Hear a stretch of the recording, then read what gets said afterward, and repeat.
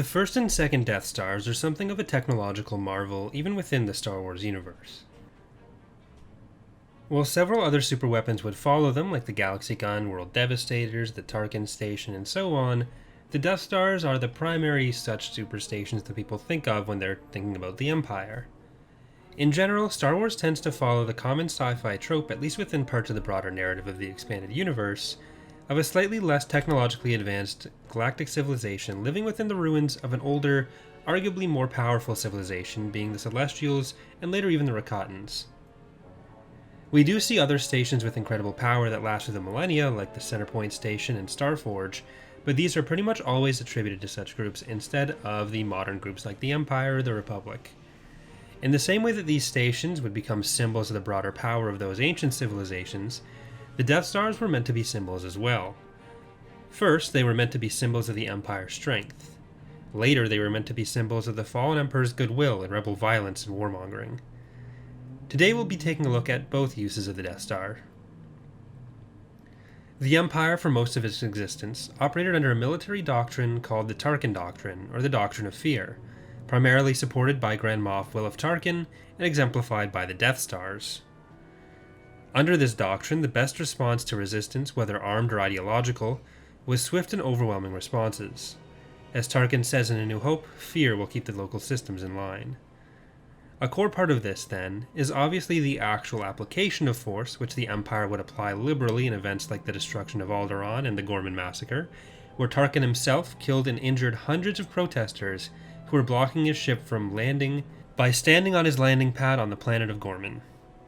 Almost as important as the actual use of force, though, is the perception of the ability and willingness to use force. This is part of the reason why large ships and battle stations were favored by the Empire, even though many, including Grand Admiral Thrawn, would point out the wastefulness and inefficiencies of such ships. Even the Imperial Star Destroyer's design and vulnerability to smaller craft like starfighters, what was later known among the Empire as trench run disease and resulted in the design of the Lancer frigate, betrayed the Imperial influence on perception over efficacy. This projection of force, real or imagined, had two key components.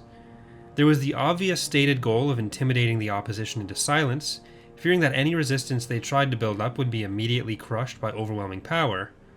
Second, there was the reassurance to the loyal subjects of the Empire, especially in core worlds like Coruscant, then known as Imperial Center, that the Empire was simply ensuring that nobody could do them harm while also painting themselves as benevolently as possible, trying to protect them from an ever-present enemy who would do their subjects and those they loved harm. The Death Stars were, therefore, symbols of oppression and repression to those the Empire wished to dominate and who would oppose them, but also symbols of the Empire's absolute power and ability to provide stability and order that the Empire used to justify any of its excesses, to the extent that people would hear about them at all, for the loyal. We spoke about this a little bit in the video about Soontir Fel, where we talked about how he justified his support for the Empire's policies by saying that the aliens that they dominated needed their protection. And it was when this illusion fell away that Soontir started being disillusioned with the Empire as a whole. In destroying the Death Stars, the rebellion simultaneously would shut down the thing the Empire had built up, hoping to use as a symbol of their overwhelming power and ability to crush and protect, while undermining the idea of the Empire's excesses were done to ensure that security, since clearly they hadn't worked, and had been destroyed, and it also prompted some of those retaliations by the rebels. Although they had already been used to destroy Alderaan, they hadn't even had a chance to use the weapon to instill widespread fear. The second had been destroyed before it could even be completed. An X-Wing the Back to War, Rogue Squadron-ish, pilot Tycho Selchu notes how, in his time in Imperial service, which overlapped with the destruction of Alderaan, the Empire had actually tried to blame Alderaan's destruction on the rebels.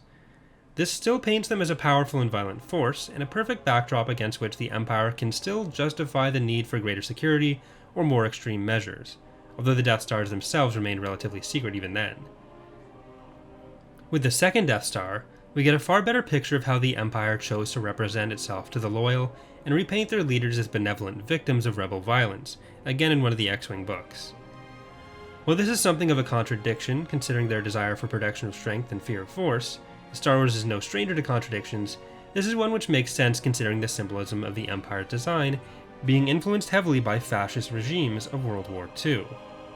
It's a common practice in fascism not only to project an image of absolute strength by the in-group, in this case generally meant to be humans, particularly within the galactic core, in the state representing them, while also constantly being under siege by some lesser but still existential threat or enemy. During the liberation of Coruscant, Wedge finds a museum exhibit dedicated to the death of Palpatine in the Battle of Endor.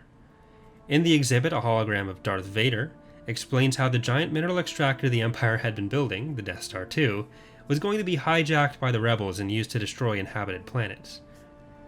Rather than even credit the rebels as having been powerful enough to have destroyed the station, the Empire still claims it was Palpatine himself who sacrificed his life to destroy the station and keep it out of rebel hands. So they can still portray the rebels as this group powerful enough to justify their own excesses had they succeeded in hijacking the Death Star, but it was the Emperor's and by extension the Empire's actions which kept them from succeeding. Ironically, the stations built to be symbols of the Empire's power and the crowning achievements of the Tarkin Doctrine, by the time anyone was able to find out about them, simply became at best tools by which the Empire could use to ascribe to the rebellion the same traits of power and violence they'd hoped to demonstrate themselves, in the hope that it would deter people from sympathizing with the rebels. It's a fairly different kind of topic than what we usually cover on the channel, but I hope you've still enjoyed this look at the Death Stars and Imperial propaganda. As always, if you have any suggestions for future topics or feedback on the video, please leave it in the comments below. If you'd like to see more, consider subscribing or leaving a like. Engagement like that really helps the channel get out there more. So thanks for watching, and hope to see you next time.